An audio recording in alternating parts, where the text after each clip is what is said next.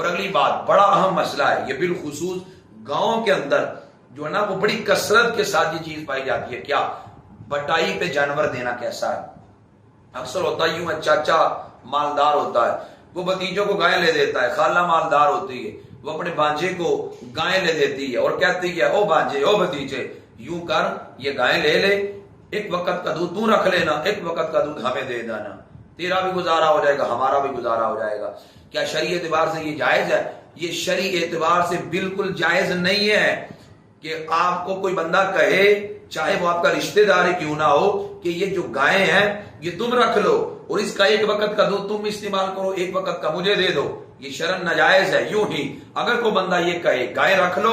کہ جہاں تم نے 25 گائیں اور رکھی ہیں، ایک گائے ہماری بھی رکھ لو، اور اس کے 2 سال کے بعد اگر 2 بچے ہوتے ہیں، ایک تم لے لینا ایک ہم لے لیں گے، تو یہ بھی شرعی اعتبار سے جائز نہیں ہے۔ یوں ہی اگر مرغیاں کسی کے بعد رکھی ہیں اور اسے کہا کہ 1 مہینے کے انڈے تیرے 1 مہینے کے انڈے میرے، یا 1 درجن انڈے تیرے 1 درجن انڈے ہمارے، یہ بھی شرعی اعتبار سے جائز نہیں ہے۔ اس کا شرعی حل یہ ہے کہ آپ اگر کسی سے بھینس لے کر پالتے ہیں، بکری لے کر پالتے ہیں، آپ نہ تو بھینس کا دودھ استعمال کر سکتے ہیں، نہ ہی اس بھینس سے پیدا ہونے والے بچے کو اپنے پاس رکھ سکتے ہیں۔ وہ بچہ بھی مالک کا ہوگا،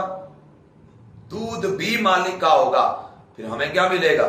جو چرانے والا ہے، نگرانی کرنے والا ہے،